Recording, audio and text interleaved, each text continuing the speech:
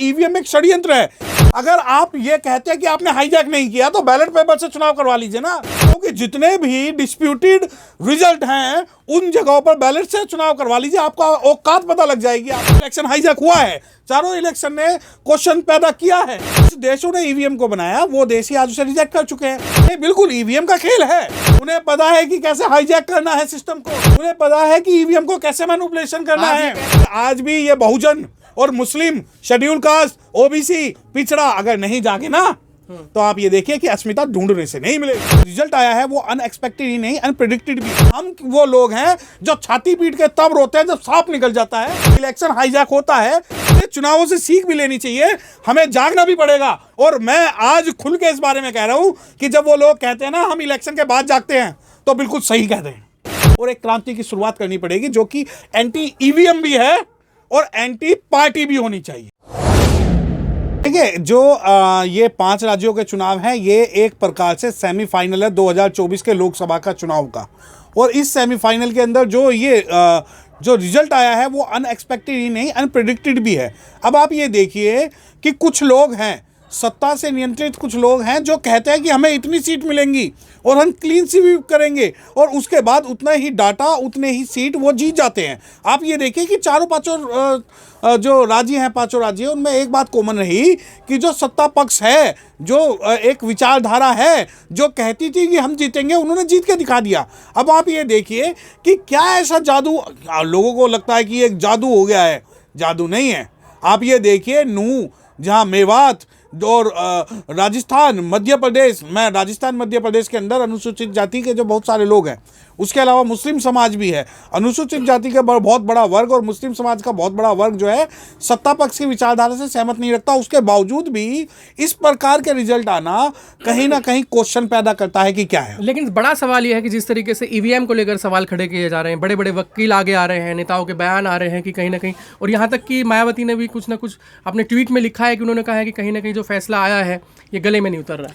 देखिए, जो बहन जी के ट्वीट की जहां तक बात है कि रहस्य में एक रिजल्ट आया है, वो जो संदेह पैदा करता है। भारत के अंदर सबसे पहले जो है बहुजन समाज पार्टी ने ही इस बात पे सुप्रीम कोर्ट में पिटीशन फाइल की थी कि जो ये ईवीएम है ये गैर संवैधानिक है। उस वक्त जो है सत्ता पक्ष के लोग हंसते थे, उन्हें लगता था नहीं क्योंकि इनका समाज कमजोर है तो ये लोग जो है जायज बात नहीं उठा सकती। परंतु जब बहन जी जैसी जो भारत के अंदर सबसे शक्तिशाली महिला है वो इस बात को उठा रहे हैं कि कहीं ना कहीं संदेह पैदा करता है रिजल्ट, तो ये कहीं ये देखिए कि इसमें कुछ ना कुछ तो वास्तविकता होगी। अब आप बात आती है कि भाई ईवीएम में टैंपरिंग हो सकती है नहीं, क्या ये ईवीएम का खेल है? हाँ बिल्कुल है। आप ये देखिए, आप मानते हैं ईवीएम का खेल है? नहीं, बिल्कुल ईवीएम का खेल है। आप ये देखिए कि जिस भारत के अंदर आप रह रहे हैं, मैं ईवीएम का रोना इस वजह से नहीं रो सकता कि मैं ये नहीं कह सकता कि 100% जो है ईवीएम का इसमें फॉल्ट है। इसमें 100% ईवीएम का फॉल्ट नहीं, बल्कि 100% उन शेड्यूल कास्ट और उन मुस्लिम लोगों का फॉल्ट है जो आज तक राजनीति के मुद्दे पर एक नहीं हो पाए। आप रोना रोते हैं कि ईवीएम ईवीएम ईवीएम ईवीएम, तो मुझे ये बताएं कि कितने शेड्यूल कास्ट लोग और कितने मुस्लिम लोग राष्ट्रीय हित में, अपने समाज के हित में एक मत रखते हैं। अगर बहुजन समाज की मैं बात करूं तो अगर बहुजन समाज का एक बहुत बड़ा तबका जो है बहुजन समाज पार्टी को समर्थन करता है और बहन कुमारी मायावती जी में विश्वास रखता है, तो वहीं एक विरोधी को पैदा किया जाता है और उसमें दो फाड़ की जाती है। वही मुस्लिमों के लिए भी, मुस्लिमों के लिए नासिर, जुनैद और ये नूह और मेवात वाली जो घटनाएं कोई घटनाएं नहीं है। आप ये देखिए कि एक मुस्लिम कुछ और बात करेगा, दूसरा मुस्लिम कुछ और बात करेगा और अंत में ठीकरा किसके माथे फोड़ दिया जाएगा? ईवीएम के। परंतु आज आप ईवीएम का रोना रो रहे हो। अब से कुछ साल पहले तक भारत के अंदर ही बूथ कैप्चरिंग होती थी। आज से बहुत बड़ी बात नहीं कर रहा हूं, कुछ साल पहले तक अनुसूचित जाति के लोगों को वोट तक डालने नहीं दिया जाता था। आज जो हम कहते हैं कि ईवीएम में खेल है, बिल्कुल है, झोल जाल है। परंतु जो शेड्यूल कास्ट की, अब आप ये बताएं कि बहन कुमारी मायावती जी ने, बसपा के जो लीडर है, उन्होंने ये बोल दिया कि भाई हाँ, एक संदेह पैदा करता है, ये चारों राज्यों का जो रिजल्ट है वो संदेह पैदा करता है। परंतु जब इंडिया गठबंधन की बात चलती है तो एक भारत का बहुत बड़ी जो पार्टी है कांग्रेस पार्टी, वो कांग्रेस पार्टी इंडिया गठबंधन करती है और उस गठबंधन में सभी लोगों को शामिल किया जाता है और उनसे यह तय किया जाता है कि तू प्रधानमंत्री बनेगा, तू मुख्यमंत्री बनेगा। परंतु यह तय नहीं किया जाता कि हम ऐसा फ्रंट बनाएंगे जो ईवीएम के खिलाफ लड़ेगा। क्यों नहीं लड़ेगा? क्योंकि ईवीएम जो है, ईवीएम एक षड्यंत्र है। ईवीएम केवल ये नहीं, आप ये देखिए कि ईवीएम किस लिए, जिस देशों ने ईवीएम को बनाया वो देश ही आज उसे रिजेक्ट कर चुके हैं। आज भारत के अंदर मुस्लिम और शेड्यूल कास्ट का एक बहुत बड़ा तबका ऐसा है जो अंदर जाके मशीन को नहीं पहचानता कि ये वोटिंग की मशीन है या कोई खेलने की चीज है। उसे तो जो बाहर मैनिपुलेट कर दिया जाता वो चीज हो जाती है। उसके बाद पूर्ण रूप से अगर हम इस बात का रोना रोते हैं कि भाई ईवीएम के कारण रिजल्ट आ रहा है, ईवीएम से ज्यादा जो है समाज बिखर चुका है। अब मैं शेड्यूल कास्ट कम्युनिटी की मैं बात करूं, शेड्यूल कास्ट कम्युनिटी के सामने बहुत सारे मुद्दे हैं, बहुत सारे लीडर्स हैं, बहुत सारे इश्यूज हैं, बहुत सारी पॉलिटिकल पार्टीज हैं, वो एक मुद्दे पे कभी एक नहीं हो पाए। मुस्लिमों के लिए मैं ये बात खुल के कह सकता हूं, जो मुस्लिम 600 रियासतों का राजा था आज 6 का भी नहीं है। परंतु क्या पूरे भारत के अंदर मुस्लिम क्या ईवीएम का विरोध कर सकता है? क्या एक मुद्दे पर नासिर जुनैद के साथ खड़ा हो सकता है? क्या मुस्लिमों के लिए जो सीए एनआरसी के जितने भी काम हुए उस पर आ सकता है? और हम वो लोग हैं जो छाती पीट के तब रोते हैं जब सांप निकल जाता है। सभी का जो रोना है वो इलेक्शन से 2 महीने पहले और इलेक्शन के बाद ही शुरू होता है। नहीं, तो यही बात तो भाजपा कह रही है ना, इलेक्शन का रिजल्ट आने के बाद आप लोग रोने लगता है ईवीएम के। नहीं, वो सही, बिल्कुल। देखिए आप ये बात देखिए, वो करते हैं षड्यंत्र। उन्हें पता है कि कैसे हाईजैक करना है सिस्टम को, उन्हें पता है कि ईवीएम को कैसे मैनिपुलेशन करना है। कह रहे हैं कि हाईजैक किया है भाजपा ने सिस्टम को। मैं मैं शब्द यूज नहीं आप ये कह रहे हैं कि पार्टी जो हाईजैक करके चुनाव जीत लेती है। बिल्कुल जीत लेती है। हाईजैक, बिल्कुल हाईजैक, इलेक्शन हाईजैक होता है। मैं खुल के कह सकता हूं कि इलेक्शन हाईजैक होता है, इलेक्शन मैनिपुलेट होता है। अगर आप ये कहते हैं कि आपने हाईजैक नहीं किया तो बैलेट पेपर से चुनाव करवा लीजिए ना।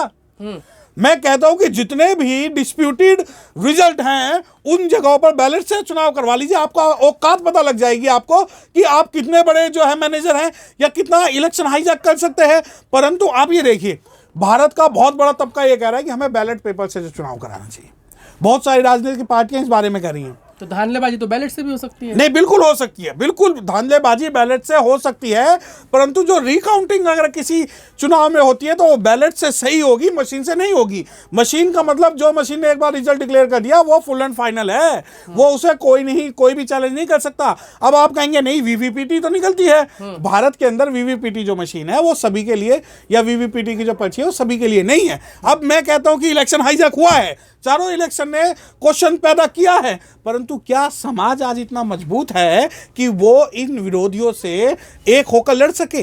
सत्ता के अंदर, सत्ता में आने का मतलब सिर्फ चुनाव नहीं है। सत्ता में आने का मतलब है कि अगर मुस्लिमों पे भारत के अंदर कोई अत्याचार हो रहा है, शेड्यूल कास्ट पे कोई अत्याचार हो रहा है, तो उन्हें साथ मिलकर मुद्दों की लड़ाई लड़नी चाहिए। आज हम साथ बैठ के खा तो सकते नहीं है और हम बात करते हैं कि हम ईवीएम के खिलाफ लड़ाई लड़ेंगे। और मैं बता दूं कि भारत के अंदर ये जो सेमीफाइनल हुआ है 2024 का, ये सेमीफाइनल है। अगर आज भी ये बहुजन और मुस्लिम, शेड्यूल कास्ट, ओबीसी, पिछड़ा अगर नहीं जागे ना, तो आप ये देखिए कि अस्मिता ढूंढने से नहीं मिलेगी। अब आप बात आती है कि क्या हमें इन चुनाव से सीख लेनी चाहिए? हाँ, बिल्कुल, हमें चुनावों से सीख भी लेनी चाहिए, हमें जागना भी पड़ेगा। और मैं आज खुल के इस बारे में कह रहा हूं कि जब वो लोग कहते हैं ना हम इलेक्शन के बाद जागते हैं, तो बिल्कुल सही कहते हैं। अगर वो कह रहे हैं कि हम इलेक्शन के बाद जागते हैं, बिल्कुल सही कह रहे हैं। क्योंकि हमारा जो समाज है, गरीब गुरबा जो समाज है, वो पूरा का पूरा समाज कहीं ना कहीं आज अपनी रोटी के लिए और अपने घर बचाने के लिए आज भी कहीं ना कहीं संघर्ष कर रहा है। परंतु अगर हमें राजनीतिक संघर्ष करना है और अपनी सरकार और सत्ता बनानी है, तो कहीं ना कहीं हमें राजनीतिक रूप से एक मत होकर सोचना पड़ेगा और एक क्रांति की शुरुआत करनी पड़ेगी, जो कि एंटी ईवीएम भी है और एंटी पार्टी भी होनी चाहिए।